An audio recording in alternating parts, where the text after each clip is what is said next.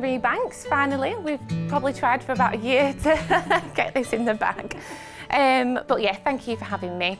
And we're here obviously to talk about your lovely new book, The Farmer's Wife. Oh, thanks Emily, it's great to have you here. No, it's good to be here, so thank you. I think it would be good to start at the beginning.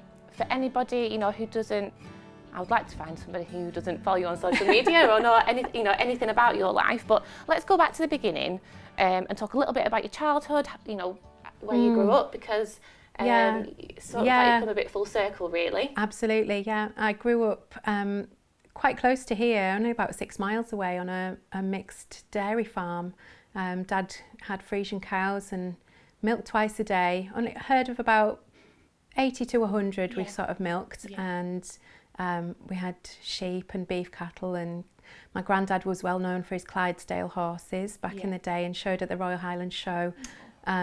He was a really good stockman, horseman I should say, and it was a busy farmhouse with lots going on, and we ran a bed and breakfast as well as the farming. And I found I was like able to earn a bit of extra pocket money by helping Mum do the breakfasts and things in the mornings, and so we kept the house as clean and tidy and quiet as we could, because there was visitors always coming in, like in and out. Some of them became firm family friends over the years, because where we are at Penrith, just on the edge of the lakes, it's a good stop-off point for people coming up to Scotland and down, and so people would often stop and see us every year. And there was an old couple that ended up coming to our wedding. Oh, really? They'd stayed with us lovely. for years.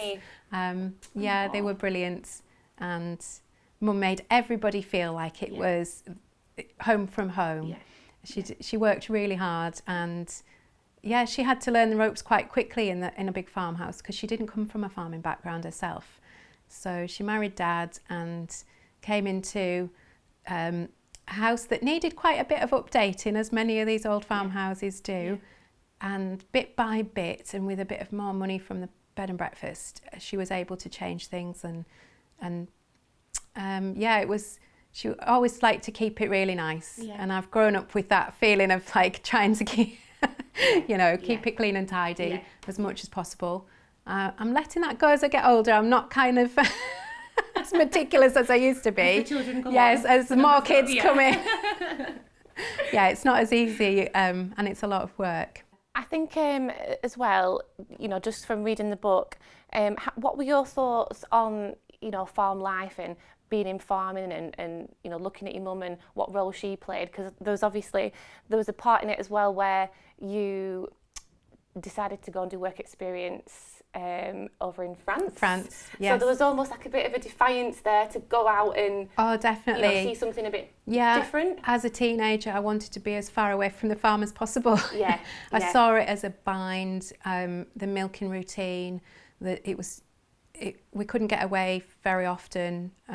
We didn't do much off the farm. We had a family holiday once a year when it fitted in, and we were very lucky that way, because I know a lot of families didn't get a chance to get away.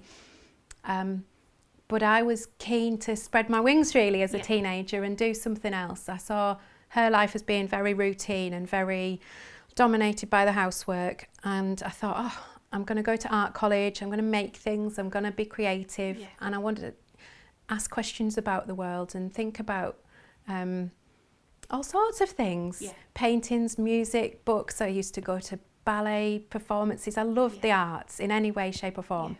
And I went off to university, stayed for about 3 weeks and thought, this is rubbish. It was Freshers' Week and it didn't really suit me. I'm not one for going out, and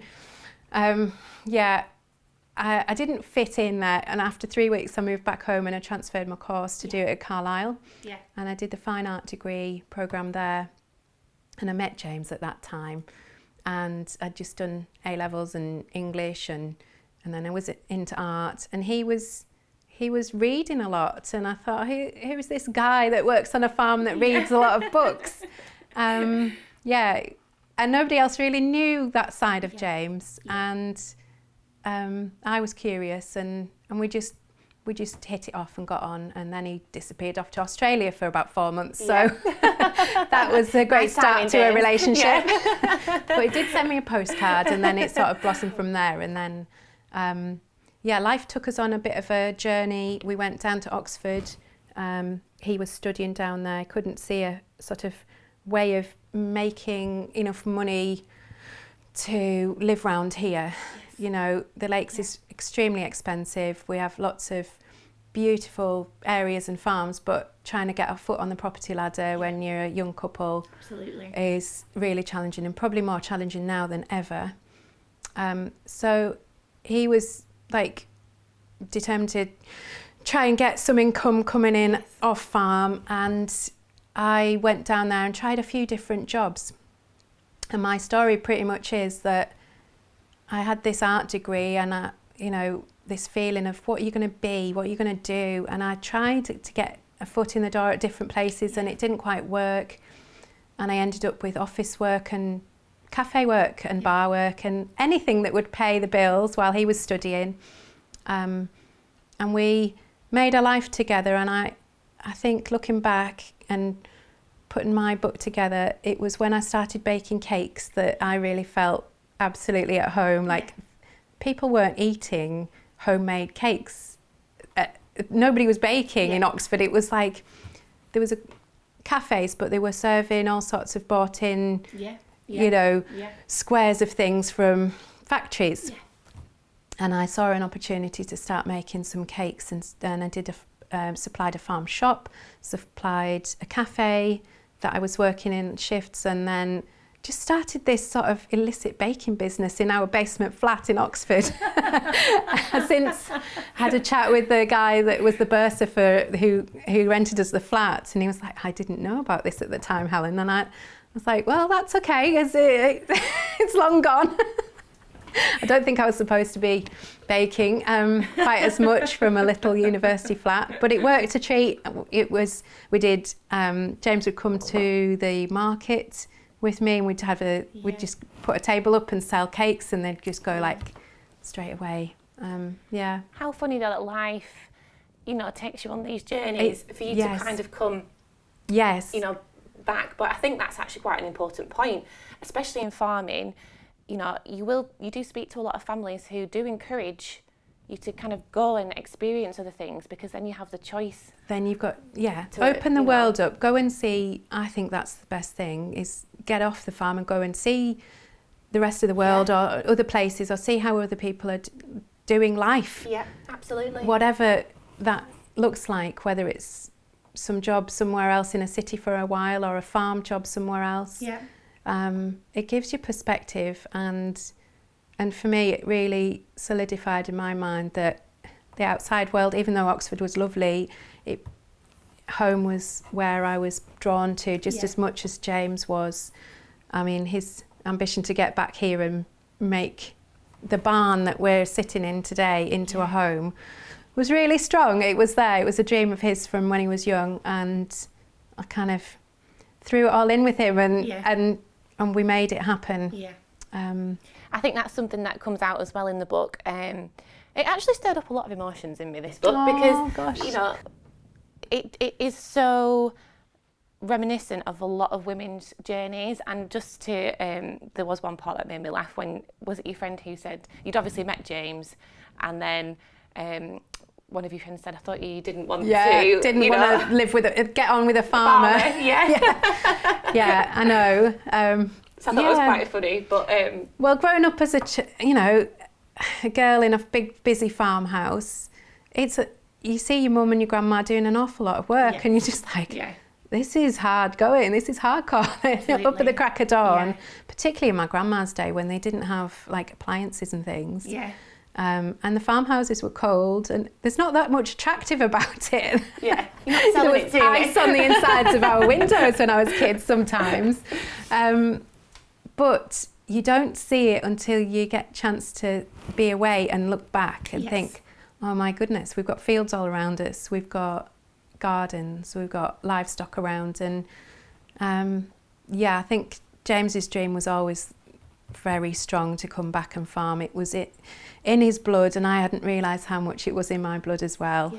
So was there ever a point then, actually, you know, when you were in Oxford, thinking I could live this kind of life? Was there a point where you discussed that, or like you say, it was always really truly going to come back to the farm? I think if opportunities or situations had changed, it's one of those funny ones. You'll never really know. Yeah. But for him, no, he was adamant at coming back. For me, I was probably more open to making a life wherever, as long as I was with him. Yes. We were good together and we would make a life.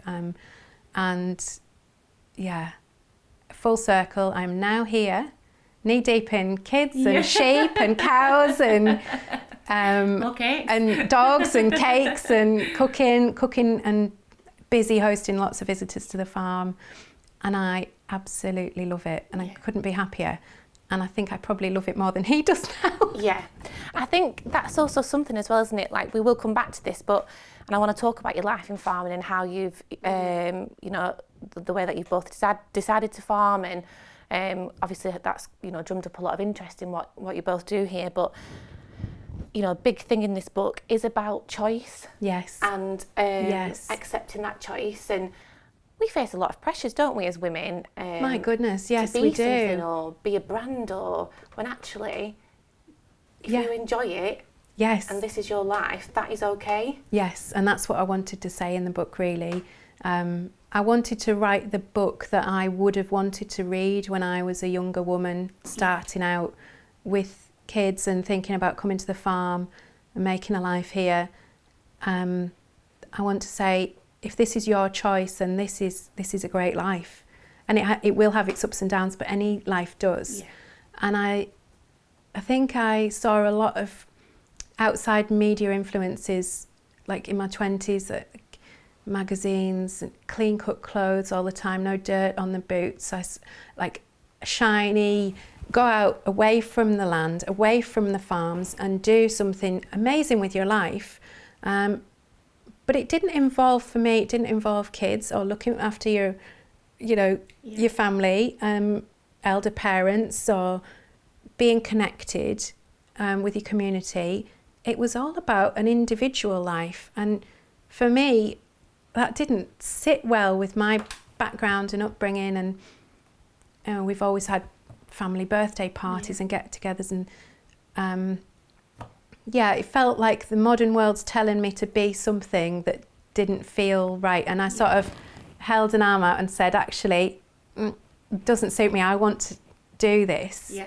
And I think that really set in when I miscarried. I had a miscarriage before Molly was born. Yeah.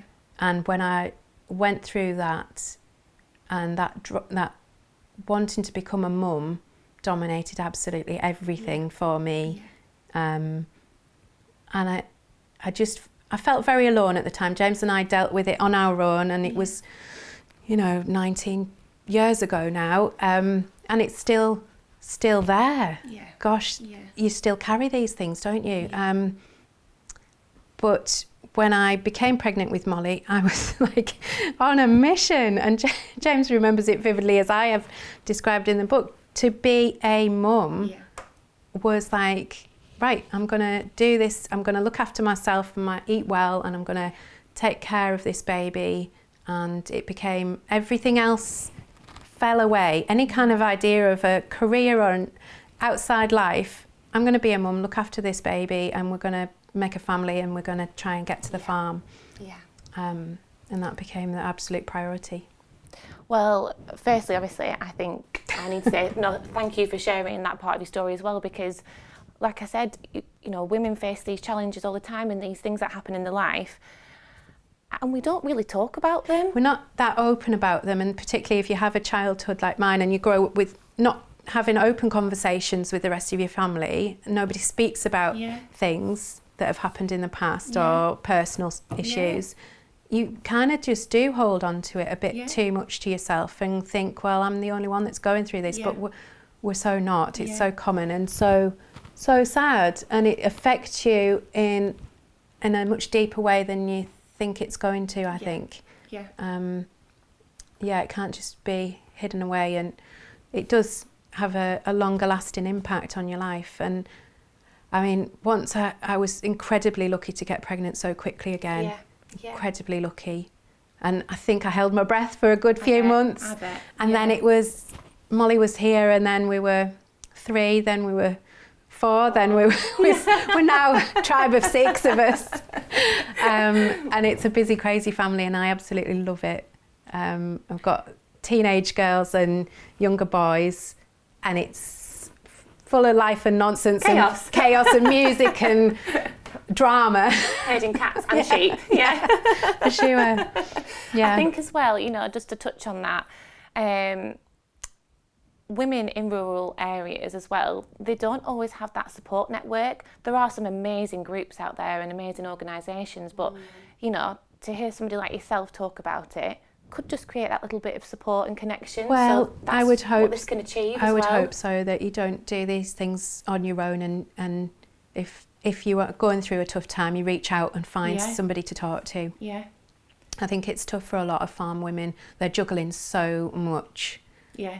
Oh, gosh. And it's almost like you can't say that either sometimes, because there's a certain expectation, but... Yeah, that we can all manage, that we're all superwomen. There's no bit of superwoman about any of this. Yeah. It's like we're doing the best we can. Yeah. And we all need help at different points in our life. Yeah. So just going back to what you said about, you know, you had your first baby, and that kind of was maybe the catalyst for this change and where your passions lie now. Yeah.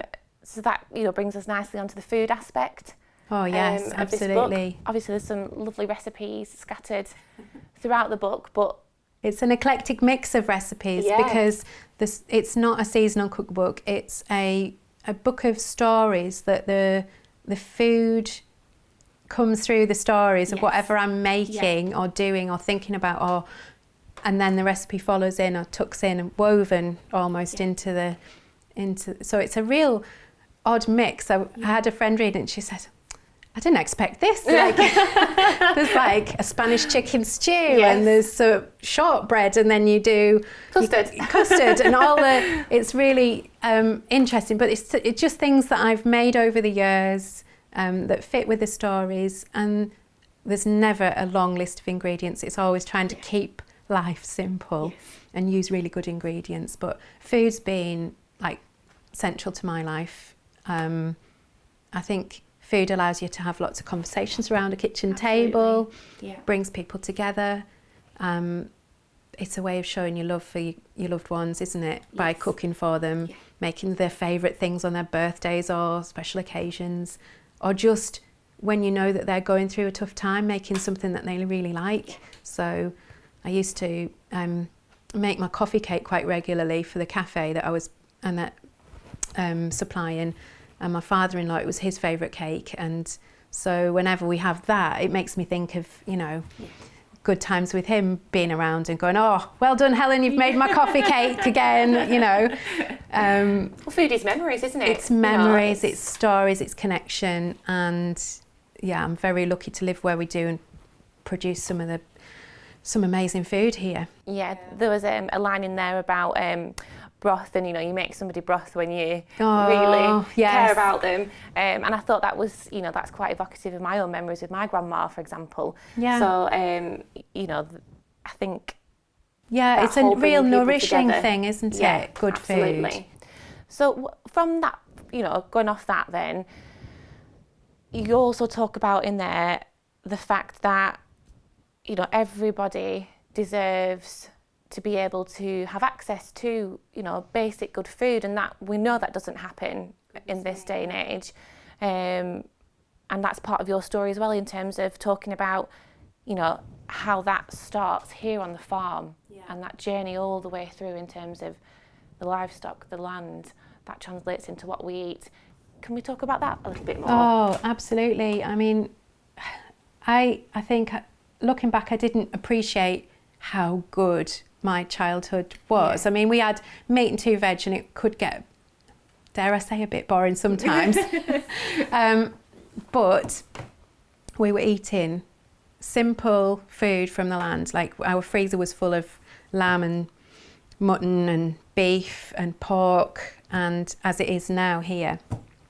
And when I moved away and we had access to everything in the supermarket, I'd try all sorts, and figs and parma ham and hummus and all different flavours and tastes.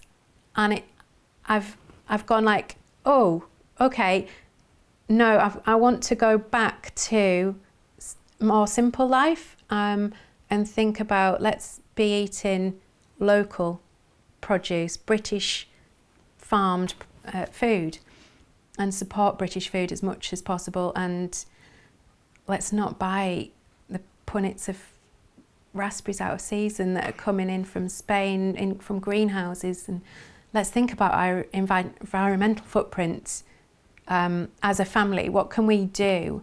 So I've got kind of 80-20 rule in my mind when I'm shopping. 80% of our diet is as good as it can be. Milk, butter, yogurt, cheese, meat, vegetables, all the whole foods, the staples are absolutely the best they can be. And I try and cook meals and make things go as far as possible. Yeah.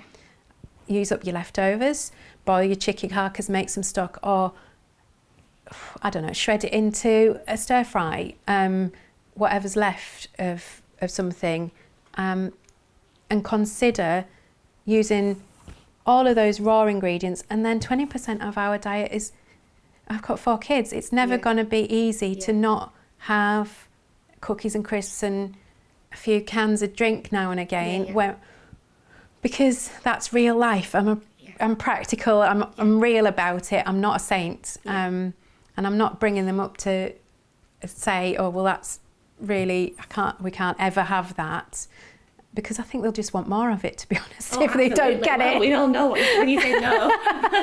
As a mum, yes. Yeah, exactly. So it's trying to get that 80-20 in my mind, and if we go out, we'll go and support local restaurants, pubs and places that do source their meat locally. And because I think knowing where your food comes from in this day and age is massive, and because otherwise we're buying all sorts of things that we don't know how it's farmed, or what system it's from, what environmental cost it has, how the workers are getting paid, the pickers, all of that. We don't know what that, but when we buy local, we can have some influence on that. We can support our local farmer and say, oh, we love what you're doing.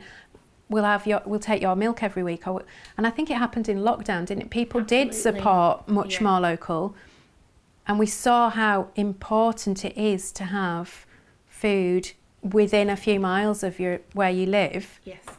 We're only a disaster away from having empty shelves, aren't we?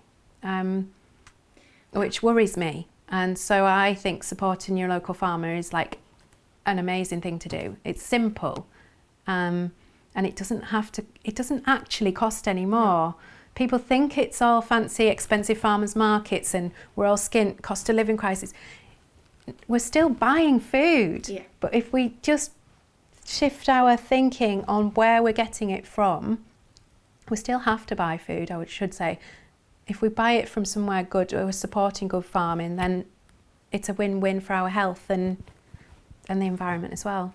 So from what you've just said, that brings me on to something that I feel quite strongly about as well, which is the conversation around, it's a rather large conversation.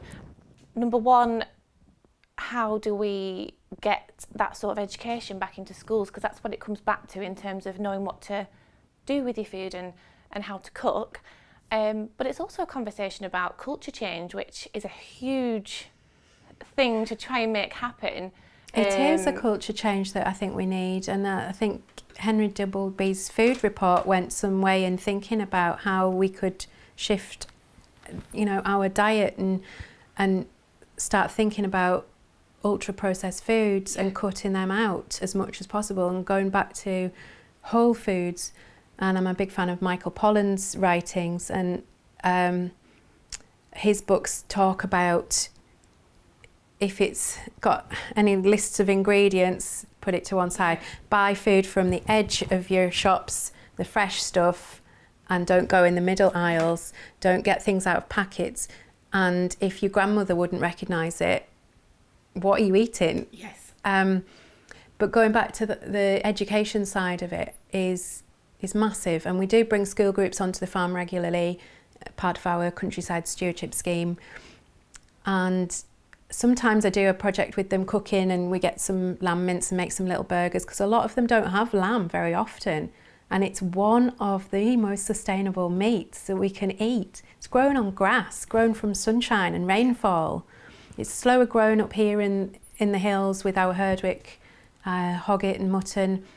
And it's delicious, tasty. You can make lamb koftas, you can put lamb mince into all sorts of moussakas of different dishes, like even some wraps and some veggies in there. And I think education's a huge part of it. And it's getting kids to understand simple things about good food. And we're very lucky in rural areas that we can do that, and we can do that on farms with our own kids. But I think we do need to help chefs and supply good things and talk about what we're producing and how sustainable it is, how good for our health it is. It's a huge one. I emailed school a couple of years ago, and I talked to they call it a food technology lesson now. Yeah. That title itself disturbs me, because if technology is mixed up with food, then we're going way down the wrong path. It used to be home ec when I was at school. Yes, I was just about to say. Yeah. And some schools are very good at teaching kids how to make basic things. And for me, I've always cooked with the kids in and around the house. I've never been shy of giving them a knife and saying, chop the mushrooms, or give me a hand here, peel those carrots, let's make something. And I've now got a daughter who's a chef, so some things followed through that she's enjoying food. And I emailed the school about their Meat-Free Monday thing that they were doing, their programme that they had. That's in there, isn't it? Yes, it is. It's a little story in the book. And I said, well, we're in a farmed landscape here, and before we start thinking about bringing lentils in and beans and all sorts of other things, how about we're considering supporting local farmers who produce amazing quality beef and lamb, and try and get some of that on the menu, because we grow grass really, really well, but we don't have fields full of lentils around us. And there's 0 food miles involved in this. And yeah, some people might choose that they don't want much meat in their diet. Completely fine. If you know where the other stuff's coming from and what farming it's coming from, that's what I would say. Ask your questions, because the substitutes that are made now from all these pea proteins and things, they're highly processed, and they've got all of the flavourings in to make them palatable. But to me, it's industrial food. That does, so completely agree. I'm trying to do my bit with kind of talking to school and let's get away from the technological side of things and think about whole foods that nourish us. And it starts around the kitchen table with our own families. I don't know if you've heard this quote before, but one of my favourite ones is from Joanna Blythman, who's a food writer. She's excellent, yes. And I don't think I've ever heard something that made much more sense than we should be eating, what the land around us is suitable for producing. Yes. And, that just represents a whole, if you look across the country, a whole jigsaw of pieces of land that can all produce different types of food, and then it all fits together. Yeah, perfectly. Our diet, if it's grown locally, we're benefiting from that. Local honey, good goat's cheese from places that's well suited for goats. Raspberries grow in certain areas. My grandma would have a little drive every year to go and get her raspberries from Perth. Yeah. And she'd come down with like big flat crates of punnets of raspberries. Yeah. We'd have a huge boiling session making jam with that. That didn't make it into the book, but the marmalade did. I was going to say the marmalade did. Did. But what memories as well. it just all making feeds things with into your each family. other. Yeah, absolutely. And just going back to the school thing as well, you know, it sometimes feels like these decisions and choices are being made by people higher up who just they don't understand that, you know, that symbiotic relationship between what farmers are doing with the livestock and the land and how it translates. Like, you've got to have somebody there who has, you know, a level of understanding. Yes. And as farmers, we can do our bit, but we need the public to support that as well and have a shift. I think the food programme was on yesterday on the radio about ultra-processed foods and the health implications. Yeah. I think we're starting to learn a lot more about what all these, you know, what tubs of Pringles are doing to us. And we have to be honest with ourselves, and we have to look at our baskets, and we have to stop the self-scanning checkout. Nobody's there scanning them through going, oh, she's got a lot of this today. or he's, oh, look, nobody's doing that. We can go in and we can self-scan, or we can have it delivered to our door, so nobody's really seeing what we're ordering. We have to be honest with ourselves. What are we doing? How are we feeding our kids? And how are we filling ourselves up? Giving ourselves enough energy, not having that slump in the afternoon that we can often get if we're eating good, I don't know, some boiled eggs in the morning or a good bowl of yoghurt, something. It's not complicated eating well.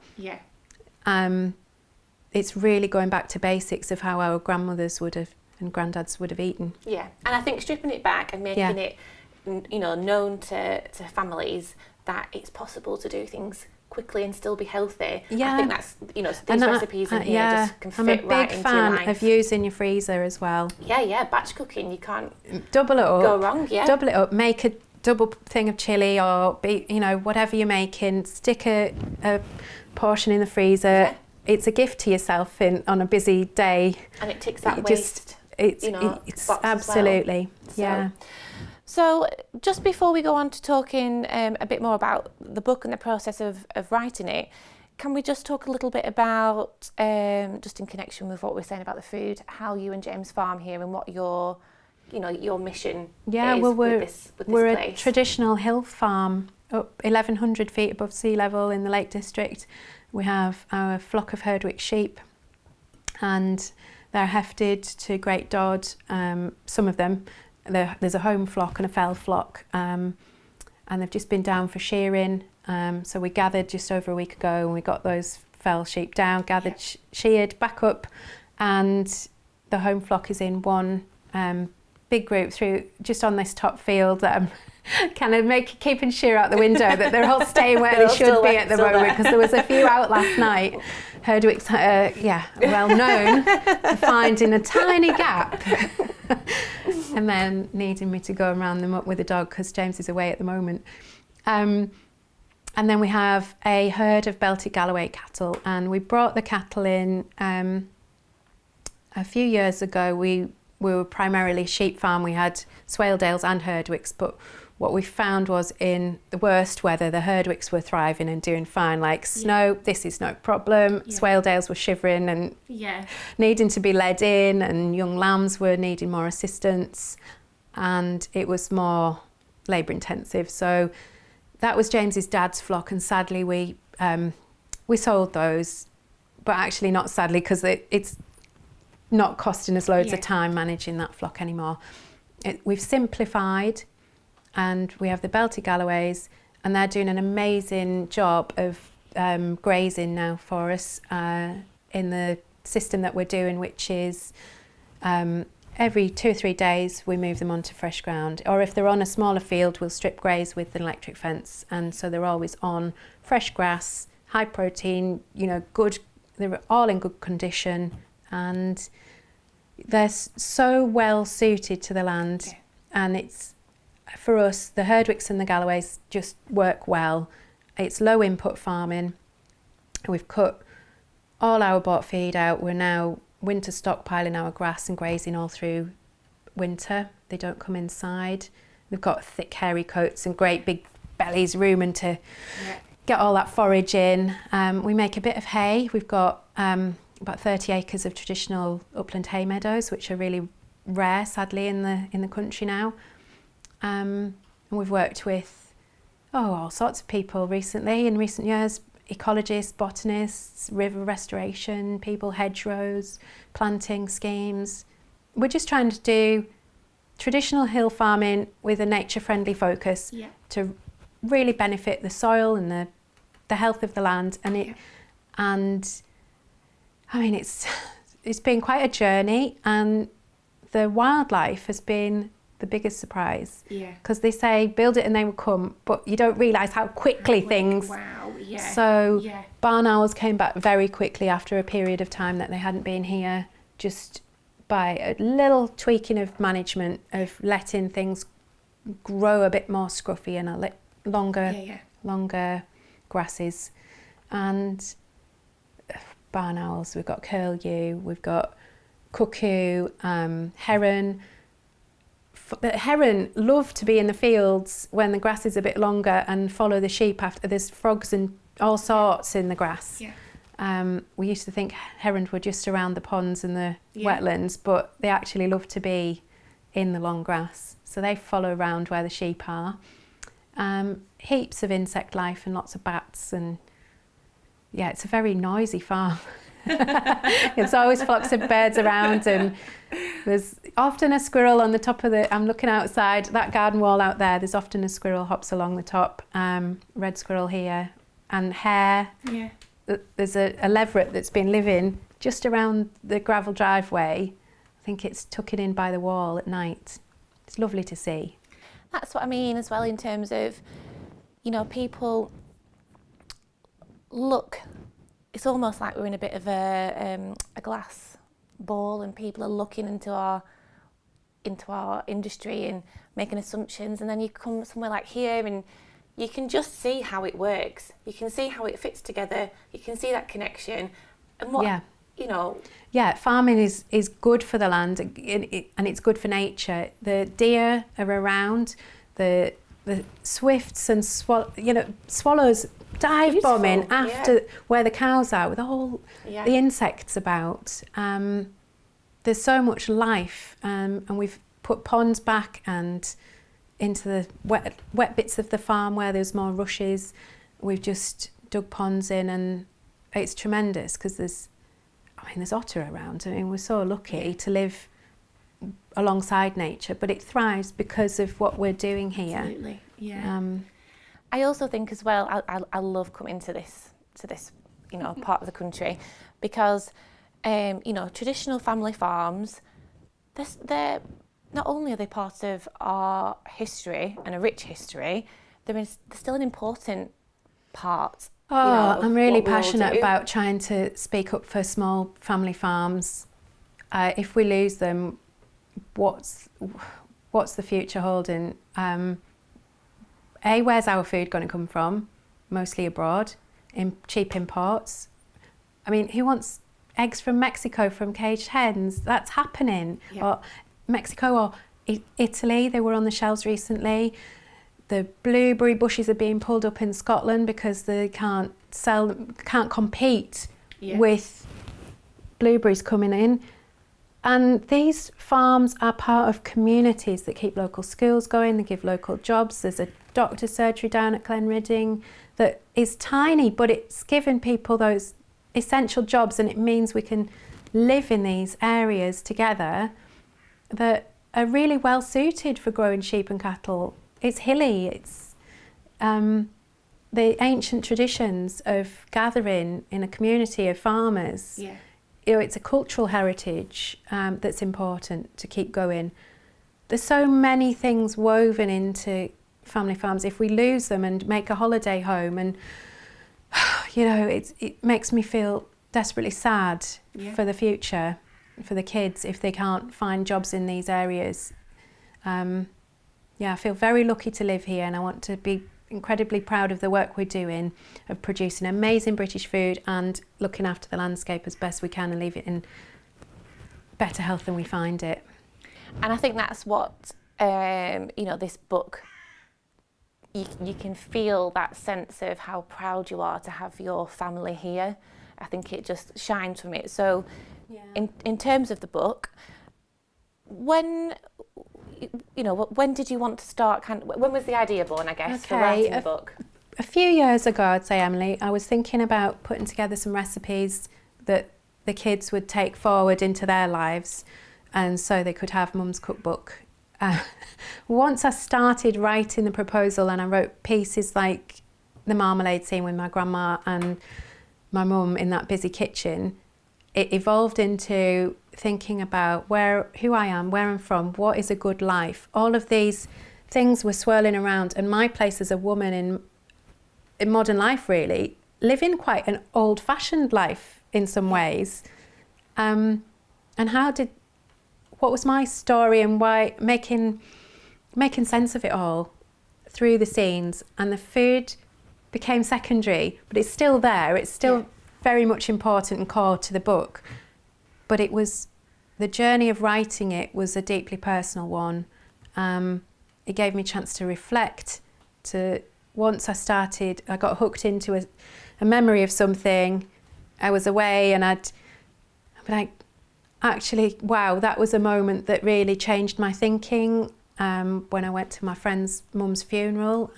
And that piece where I stood there and thought, gosh, they're talking about this woman. She lived all her life looking after her family, and all her grandkids are here and they're all saying something beautiful about her. She made the best chocolate cakes and all these memories. And I was thinking, this makes me feel like, wow, what a life. How, if this is me at the end, I couldn't be happier. It's an important life. Quite a lot of it is invisible work because it's unpaid. It's domestic, and people don't value that in modern life, do they? We should outsource it. We should get help in. There's something deeply satisfying about working for work's sake, and getting your sleeves rolled up and getting on with a job and completing it, or making a meal that everybody enjoys. It's really satisfying. And also, who has suddenly decided almost what it is that makes a woman's role important? Who's decided where that importance lie in terms of whether you focus on your home life, whether you focus on a career? There's space for everybody to exist. Completely, and that's what my book's essentially saying. This is my choice, this is my story, and whatever anybody chooses, however they choose to live, it's great. And we're under so much pressure as women, and we need to cut ourselves some slack. And actually, it takes a village, doesn't it, to do all sorts of things. Trying to do something entirely on your own is high pressured, and it leads to burnout and misery, and it's not healthy. In terms of the process of actually writing as well, how did you find that? Because obviously it can be quite therapeutic, but it can also bring reality can actually hit you in the face as well when you're writing it, and you realise everything that you've done and you've felt. And as I said, it was quite an emotional journey putting it together. I really took myself back to some of the tough days and tough times, and felt it all as I was putting the scenes together. And I also loved writing it because in a busy house with 4 kids and things going on a farm, you never know what's going to hit you that day. I found a way to sort of take myself off from busy life, and took upstairs and on a small desk with my computer and just lose myself for an hour or two into memories, and I just loved that. It gave me a bit of space, and quite a lot of this was done through 2020 and 21. So I wasn't busy doing the doing of the school runs and the swim lessons and all that chasing that we have all sadly got back to doing. We've fallen back into We've fallen back into it. And it gave me a chance to pause. I mean, we were lambing that April. It was really sunny. James was around much more with, he hadn't got any trips to do anything else outside of farming, because that's always a juggle. And so he was around. Tom was 2, and the girls were a bit younger, so they were happy to play with him. They're not so much now, they're a wee bit older. They're still really good with him, but they were more patient maybe Yeah. about 4 years ago. And so that the time I found to do that meant that I didn't think of it as a whole and stressed about all. I just did bit by bit by bit and built up the pieces of writing in small scenes.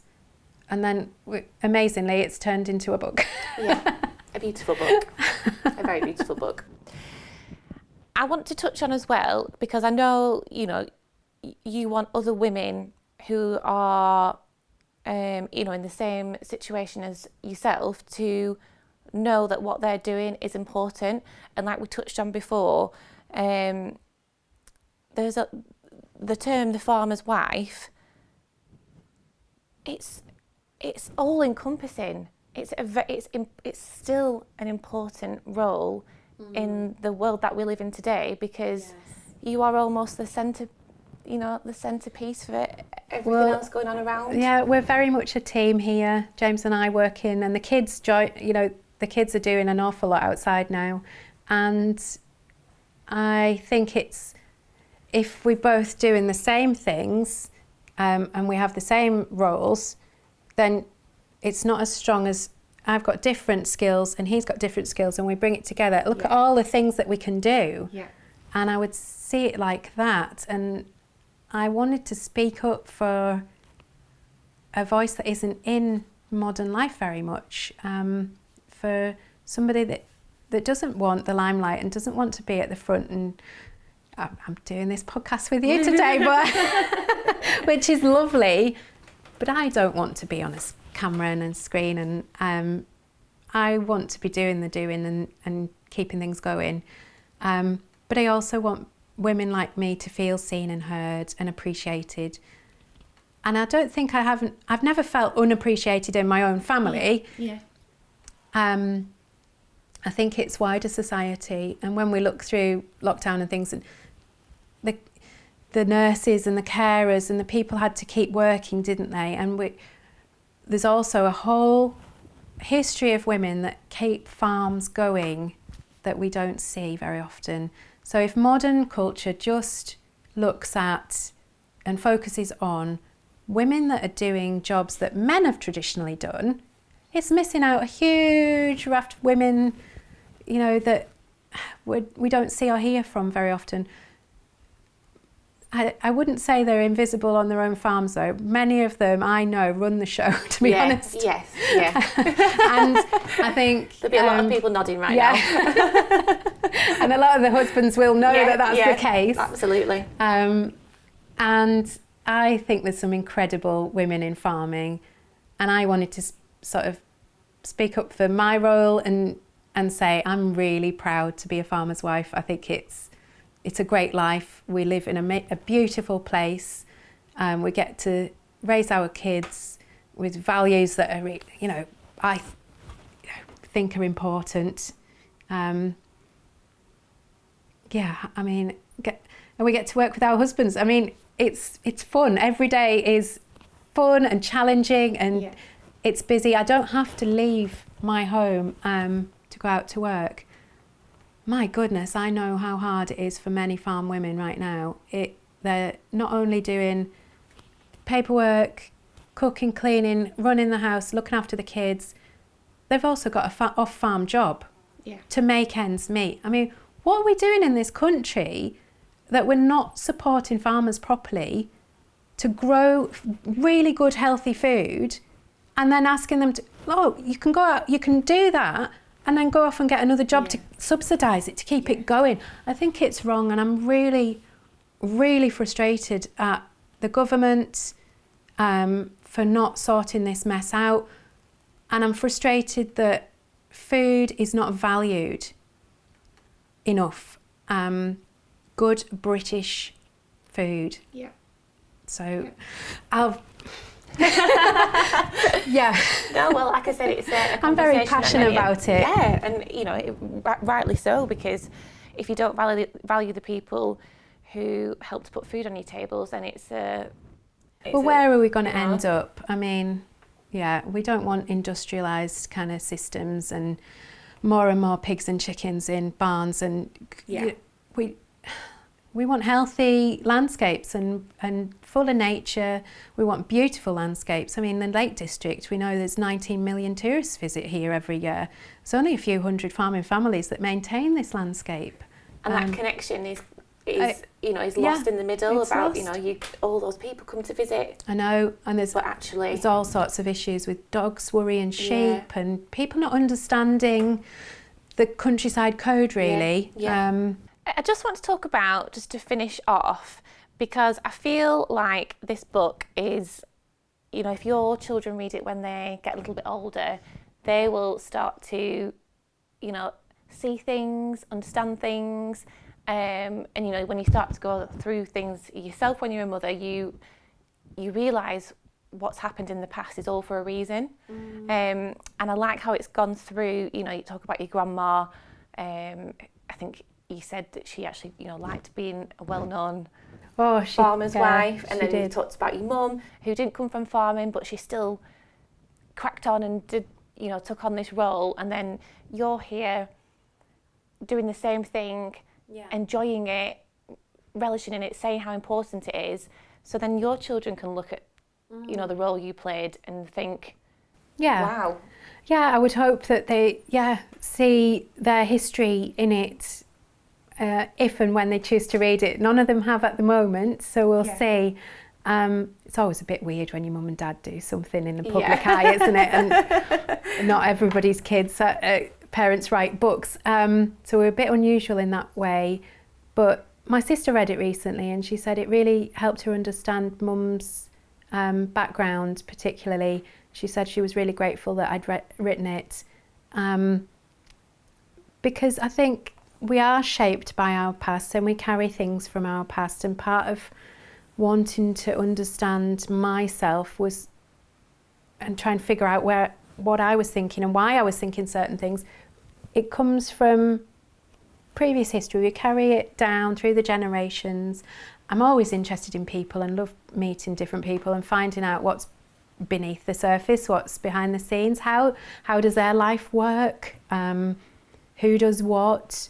And it's certainly writing it has helped me understand what I'm doing, why I'm doing it, and I would love the kids to be able to take this away in the future and think, well, mum's proud of what she did, and they can lead their lives and find their place in the world, knowing that work inside the home is every bit as important as what happens outside the home. In some respects, it's probably more important what goes on in the home.